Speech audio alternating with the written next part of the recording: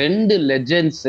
Sir, Rohit Sharma அவரோட retirement வந்து எல்லாருமே வந்து யோசிச்சது என்னன்னா, இம்மிடியட்டா வந்து ஒரு ஐபிஎல் போயிட்டு இருக்கும்போது சடனா வந்து ஒரு கேப்டன் ரிட்டையர்ட் ஆறது வந்து ஈஸி இல்லை சார். பயங்கரமா வந்து டெஸ்ட் கிரிக்கெட்ல திரும்ப லவ் பண்ண வச்சது நம்ம கோலி அவர்கள் தான். ஸோ 2 பேருமே ரிட்டையர் ஆயிருக்காங்க sir. Immediate reactions. Rohit Sharma ஃபிட்னஸ்ல ரொம்ப ரொம்ப ப்ராப்ளமா இருக்குன்றது எனக்கு தெரியுது. இப்போ ஆஃப் லேட் நிறைய பாருங்க, அவர் வந்து இம்பாக்ட் பிளேயரா உட்கார வைக்கிறது இதெல்லாம் பண்ணிட்டு இருக்காங்கல்ல. when it comes to batting அந்த ஃபிட்னஸ் போறதுன்றது கண்டிப்பா தெரியும். இப்போ தோனியே சொல்றாரு, எனக்கு எனக்கு வந்து கிளீனா தெரியுது அடிக்கணும்னு, அந்த ஷாட் என்னால அடிக்க முடியல. போட்டது அது ஒன்லி ஏஜ் தான். he can do wonders. he can get you a cup. suddenly he can score a century. ஓப்பனிங்ல போய் பூந்து விளையாட முடியும். லெஃப்ட் ஆர்ம் ஃபாஸ்ட் பாலர்ஸ் போட்டா தொத்தி அடிக்க முடியாது. ரைட் டெஸ்ட் மேட்ச்ல வந்து சினாரியோ டோட்டலி டிஃபரெண்டா இருக்கு. ஏன்னா ஆஸ்திரேலியால ப்ரூவ் ஆச்சு, 2 பேருக்குமே ப்ரூவ் ஆச்சு. விராட் கோலி இன்னும் ஒரு வருஷம் ஆடலாம் பிகாஸ் ஆஃப் ஃபிட்னஸ் எனக்கு தோன்றது. டெக்னிக்கலா ஒரே ஒரு விஷயத்தை மட்டும் அட்ஜஸ்ட் பண்ணிடணும். ஜஸ்ட் அவுட் தி ஆஃப் ஸ்டம்ப்ல பேக் ஃபுட்ல போனார்னா இன்னும் டைம் கிடைக்கும் கேஜ் பண்றதுக்கு, பாலை விடுறதுக்கும் டைம் கிடைக்கும். அதை மட்டும் சரி பண்ணினார்னா அவுட் ஸ்டாண்டிங்கா இருப்பார். அவர் இன்ஃபேக்ட் கேப்டனாவே ஆடலான்றது தான் என்னுடைய எண்ணம். ஒரு 4 பால் ஞாபகம் வச்சுப்பீங்க, இது T20 நம்ம இறங்கி ஆகணும். எவ்ரி பால், இந்த ball test I should leave, இந்த ball one day I can leave, I can go for stroke, இல்ல இது T20 I can afford to waste. இப்படி நீங்க 3 தாட்ஸ் பர் பால் போயிட்டே இருக்கு. அதுதான் பிரச்சனை. நீ எவ்வளவு பெரிய ஆளா இருந்தாலும் சரி. நிறைய பேர் என்ன சொன்னாங்கன்னா, இதுக்கு பின்னாடி கௌதம் கம்பீர் அவரோட ஒரு புஷ் இருக்கு. இப்ப ரவிச்சந்திரன் அஸ்வினை கூட பாத்தீங்கன்னா, அவர் ஒரு லெஜெண்டரி போலர். பட் வந்து அவரை ஆஸ்திரேலியால ஒரு பிளேயிங் லெவல்ல இல்லாம வச்சு அவரே ரொம்ப டிசப்பாயிண்ட் ஆயிதானே சார் வந்து ரிட்டையர் ஆனாரு. சாப்பிங் அண்ட் சேஞ்சிங் மாதிரி இருப்பாரா இல்லையான்ற ஒரு தாட்டோட ஒருத்தர் ட்ரீட் பண்றதே தப்பு. இல்ல எடுக்கவே எடுக்காதீங்க, எடுத்துட்டு அந்த மாதிரி பண்ண முடியாது. இவரே சொல்றது எதுக்குன்னா, நீ என்ன டிராப் பண்றதுக்கு முன்னாடி நானே பண்ணிக்கிறேன், நாளை நீ கிரெடிட் எடுக்கக்கூடாது, என்ன டிராப் பண்ணேன்னு சொல்லாத, ஐ விஷ் டு ரெஸ்ட். அந்த ஆங்கிள் அதுல இப்ப இருக்கிற ஃபிட்னஸ் வச்சுன்னா அந்த டெசிஷன் எடுக்க முடியாது. கௌரவமா ஒதுங்கிறது தான் பெட்டர். எஃப்டி லைஃப் ஸ்டைல் நேயர்களுக்கு வணக்கம். நம்ம கூட பாஸ்கி சார் இருக்காரு. ரொம்ப நாள் ஆச்சு சாரை நான் பார்த்து கூட. சோ நம்ம ஆடியன்ஸ்க்கும் அப்படிதான் சார். வணக்கம். வணக்கம் மிஸ்டர் கோகுல் அவர்களே, வணக்கம். எப்பயுமே வந்து ரொம்ப ஹாப்பியா நிறைய விஷயங்களை பேசணும் தான் வருவோம். என்னன்னே தெரியல, இந்தியாவுக்கு நேரம் சரியில்லையா, ஒரு பக்கம் வாரு, ஐபிஎல் நிக்குது, இன்னொரு பக்கம் வந்து 2 லெஜெண்ட்ஸ். எல்லாரும் வந்து சண்டைக்கு வருவாங்க, ரோஹித் சர்மாவை டெஸ்ட் லெஜெண்ட்னு சொல்லுவீங்களா அப்படின்னு சொல்லிட்டு. பட் இன் எனிவே அவர் மாதிரி ஒரு ஒரு சூப்பர் கேப்டன் வந்து பார்க்க முடியாது. இன்னொரு பக்கம் த கிங், இந்தியாவோட கிரிக்கெட் டெஸ்ட் கிரிக்கெட்டை வந்து ஒரு மாதிரி மாத்தி ஆட எல்லாரும் அக்ரஸிவா ஒரு மாதிரி பயங்கரமா வந்து டெஸ்ட் கிரிக்கெட்ல திரும்ப லவ் பண்ண வச்சது நம்ம கோலி அவர்கள் தான். ஸோ 2 பேருமே ரிட்டையர் ஆயிருக்காங்க sir. Immediate reactions. Rohit Sharma retire ஆனது வந்து நான் ஃபிட்னஸ் எடுத்துக்கிறேன். ஃபர்ஸ்ட் ஃபிட்னஸ் ப்ராப்ளம் எடுத்துக்கிறேன். இஸ் நாட் ஃபிட் ஆக்சுவலி, டெஃபினட்டா. அவருடைய பேட்டிங்ல எனக்கு சந்தேகமே கிடையாது. நான் உங்களுக்கே சொல்லியிருக்கேன், நான் டாப் பேட்டர் சில பேரை நான் குறை கண்டுபிடிக்கவே மாட்டேன். என்ன ஃபெயில் ஆனாலும் ரோஹித் சர்மா, கோலி, சூரியகுமார் யாதவ், KL ராகுல், ஹர்திக் பாண்டியா, இந்த 5 பேர் எனக்கு வந்து செல்லக்குட்டி. நான் என்ன ராங்கா இருந்தாலும் எதுவுமே சொல்ல மாட்டேன். ரோஹித் சர்மா ஃபிட்னஸ்ல ரொம்ப ரொம்ப ப்ராப்ளமா இருக்குன்றது எனக்கு தெரியுது. இப்போ ஆஃப் லேட் நிறைய பாருங்க, அவர் வந்து இம்பாக்ட் பிளேயரா உட்கார வைக்கிறது இதெல்லாம் பண்ணிட்டு இருக்காங்கல்ல. when it comes to batting அந்த ஃபிட்னஸ் போறதுன்றது கண்டிப்பா தெரியும். இப்போ தோனியே சொல்றாரு, எனக்கு வந்து கிளீனா தெரியுது அடிக்கணும்னு, அந்த ஷாட் என்னால அடிக்க முடியல. போட்டது அது ஒன்லி ஏஜ் தான். அது யாராலையுமே தவிர்க்கவே முடியாது. அப்படி இருக்கும்போது இப்ப 2 பேர் உடனே கண்டிப்பாவே ரிட்டையர் ஆகலாம், ரோஹித் சர்மா ரிட்டையர் ஆகலாம், அதுல ஒன்றும் தப்பு இல்லைன்னு தோணுது. ஏன்னா நல்ல பேர்ல இருக்காரு. he can do wonders. he can get you a cup. suddenly he can score a century. ஓப்பனிங்ல போய் பூந்து விளையாட முடியும். லெஃப்ட் ஆர்ம் ஃபாஸ்ட் பாலர்ஸ் போட்டா தொத்தி அடிக்க முடியாது. ரைட் டெஸ்ட் மேட்ச்ல வந்து சினாரியோ டோட்டலி டிஃபரெண்டா இருக்கு. ஏன்னா ஆஸ்திரேலியால ப்ரூவ் ஆச்சு, 2 பேருக்குமே ப்ரூவ் ஆச்சு. ரோஹித் சர்மாக்கும் அது பிரச்சனை ப்ரூவ் ஆச்சு, கோலிக்கும் ப்ரூவ் ஆச்சு. பவுன்சிங் விக்கெட்ல சேலஞ்சிங் பிட்ச்ல.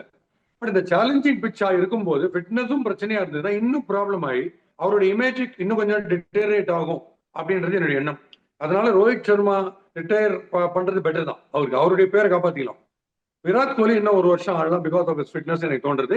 டெக்னிக்கலா ஒரே ஒரு விஷயத்தை மட்டும் அட்ஜஸ்ட் பண்ணிடணும். ஜஸ்ட் அவுட் தி ஆஃப் ஸ்டம்ப்ல பேக் ஃபுட்ல போனார்னா இன்னும் டைம் கிடைக்கும் கேஜ் பண்றதுக்கு, பாலை விடுறதுக்கும் டைம் கிடைக்கும். அதை மட்டும் சரி பண்ணினார்னா அவுட் ஸ்டாண்டிங்கா இருப்பார். அவர் இன்ஃபேக்ட் கேப்டனாவே ஆடலான்றது தான் என்னுடைய எண்ணம். சார், ரோஹித் சர்மா அவரோட ரிட்டையர்மெண்ட் வந்து எல்லாருமே வந்து யோசிச்சது என்னன்னா, அவரோட கடைசி மேட்ச் சிட்னில கூட அவரே டிராப் பண்ணிக்கிட்டு கேப்டன் கூட அவர் பண்ணல, அவரே டிராப் பண்ணிக்கிட்டாரு. நிறைய விஷயங்கள் வந்து ஆஸ்திரேலியாவுக்கு அப்புறமே அவர் ரிட்டையர் ஆயிருவாருப்பா, ஏன்னா அவர் ஒன் டே மட்டும் ஆடுவாரு அப்படின்ற மாதிரி சொல்லப்பட்டது. பட் வந்து இம்மிடியட்டா வந்து ஒரு ஐபிஎல் போயிட்டு இருக்கும்போது சடனா வந்து ஒரு கேப்டன் ரிட்டையர்ட் ஆகிறது வந்து ஈஸி இல்லை சார். இன்னொன்னு, இந்தியன் கிரிக்கெட் ஏஜென்சி எப்பவுமே வந்து ஒரு ஒரு ஒரு டெஸ்ட் மேட்ச் அந்த மாதிரி ஆட்டு தானே சார் போவாங்க. இப்போ ஃபார் எக்ஸாம்பிள் ஒரு நல்ல சென்ட் ஆஃப் இந்த சச்சின் அவருக்கு. ஆனா பட் விராட் கோலி இப்ப இருக்கிற நிறைய பேருக்கு அந்த சென்ட் ஆஃப் மேட்சே நடக்க மாட்டேங்குது சார். அதை பத்தி அவங்க ஒன்றும் ரொம்ப கவலைப்படுற மாதிரி எனக்கு தெரியல. பிகாஸ் அவங்களுடைய ஆவரேஜ் எல்லாம் பிரமாதமா இருக்கு, அவங்க ஸ்ட்ரைக் ரேட், சக்சஸ் ரேட் எல்லாமே சூப்பரா இருக்கு. அவங்க அதை பத்தி கவலைப்பட போறது இல்ல. சரி, ஒரு ஃபார்மேட்ல பர்ஃபார்ம் பண்றவனை வச்சு ஜட்ஜ் பண்ணி இப்ப நேரம் இப்ப இவரு நம்ம பட்டிதார் பிரமாதமா ஆடுற T20 கொண்டு போய் டெஸ்ட்ல ஆட வச்சு அழிச்சோம். அதை பண்ணிட விடு. இப்ப இந்த சினாரியோ வேற, அந்த சினாரியோ வேற. ஆனா இந்த மாதிரி legends like Rohit Sharma and Virat கோலிக்கு அவங்க எடுக்க போற டெசிஷனை வந்து அவங்களுக்கு தெரியும். இப்ப நம்ம T20 சினாரியோல டெசிஷன் எடுத்தா கூட டெஸ்ட்டுக்கு எடுக்கிறோம். ஏன்னா உள்ளுக்குள்ள நிறைய ஃபேக்டர்ஸ் போயிட்டு இருக்கும். இவ்வளவு ஃபிட்னஸுக்கு ஒரு சேலஞ்சா இருக்கும்போது அந்த மாதிரி ஒரு ஹெவி ரெஸ்பான்சிபிலிட்டி எடுத்துக்கணுமான்னு தோணும். இதுதான் விஷயம்.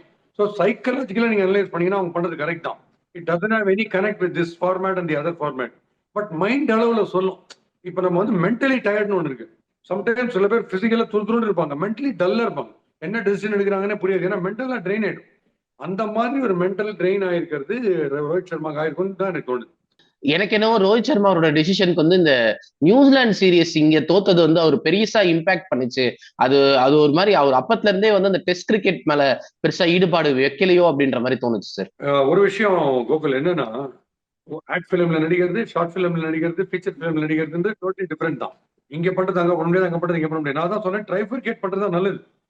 நமக்கு கெப்பாசிட்டி இருக்குன்றதுதான் நம்ம பண்ணணும். Age is not by our side.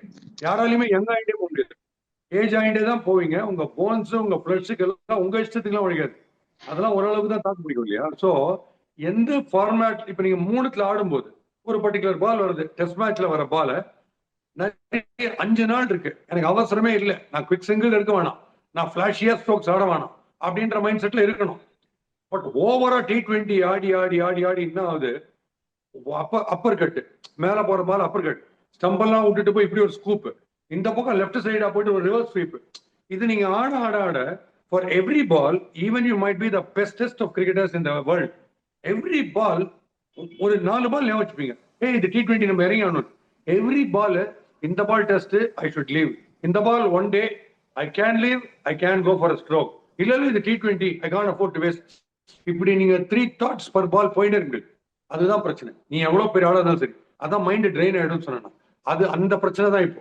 அதனால இன்னொன்னு, ஒரு பிளேயர் வந்து நல்ல ஃபார்ம்ல இருந்தாருன்னா அவர் கேப்டனா இருக்கும்போது அந்த பிரச்சனையே கிடையாது. அவர் நல்ல ஃபார்ம் போயிடுதுன்னு வச்சுங்களேன், இவர் மட்டும் கேப்டன் இவர் லெவல்ல இடமே கிடையாதுப்பா அப்படின்னு நக்கல் அடிக்க ஆரம்பிச்சிருவாங்க. அது factor.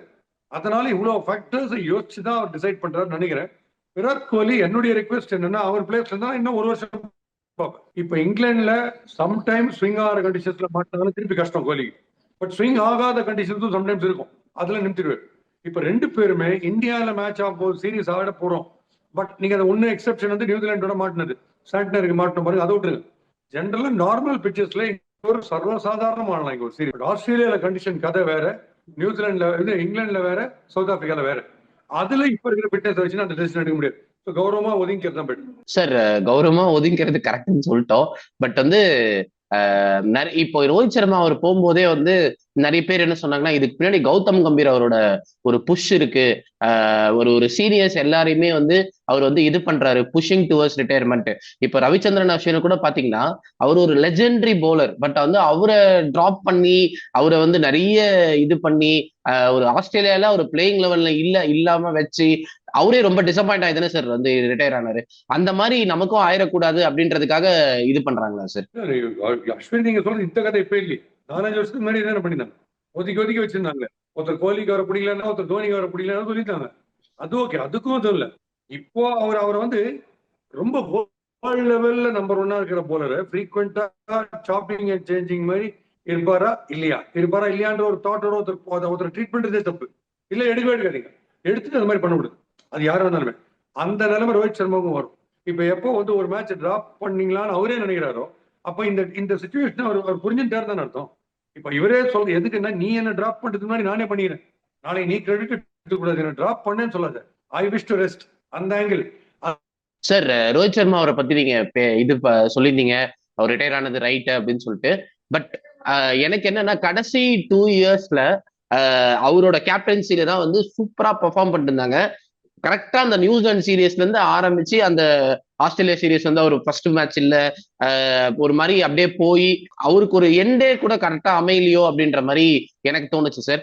But Rohit Sharma one day player and T20 player is a magician. But test கிரிக்கெட்ல அவரோட இதுக்கு வந்து ஸ்டார்டிங்ல இருந்தே வந்து ஒரு இது கிடைக்கலையா சார்? இல்ல இப்ப இந்த சீரிஸ் ஓவர் சீசன் எவ்வளவு யோசனை எல்லாருக்குமே.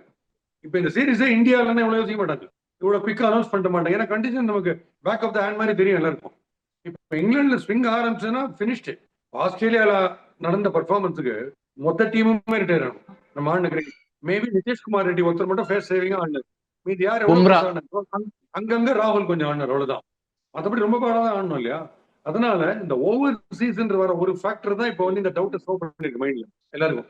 இதே சீரிஸ் இந்தியான்னா நீங்க உடனே அந்த இதுக்கு போவாங்க. நியூசிலாந்து என்ன பண்ணோம், நியூசிலாந்து அது ரொம்ப எக்ஸப்ஷனல். அந்த மாதிரி ஆனதே கிடையாது. நியூசிலாந்துக்கே சரித்திரத்துல ஃபர்ஸ்ட் டைம் ஏதாச்சு அது மாதிரி பிசாரா நிறைய விஷயங்கள் நடக்கும். எனக்கு தெரிஞ்ச ஒரு கிரிக்கெட் பிளேயர் ஒருத்தர் நோமோர் இருக்காரு, மென்டர் ஒருத்தர் இருந்தாரு. அவருக்கு மிடில் ஸ்டம்ப் இருக்கிற 3 ஸ்டம்ப்ல வெயில் இருக்கும்ல, போலருக்கு மிடில் ஸ்டம்ப் எகிரின் போய் விழுந்து வெயில் இப்படியே நின்றுச்சு. இதெல்லாம் நடக்கும்.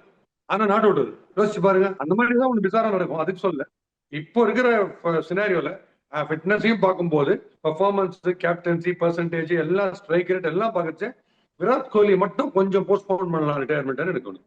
சார் விராட் கோலி அவர் ரிட்டையர்மெண்ட் வந்து போஸ்ட்போன் பண்ணான்னு சொல்றீங்க. 30 செஞ்சுரி வச்சிருக்காரு சார். எனக்கு தெரிஞ்சு டெஸ்ட்ல ஒரு டைம்ல வந்து கிட்டத்தட்ட வந்து ஒரு பேக் டு பேக் ஒரு 6 200 அடிச்சாரு.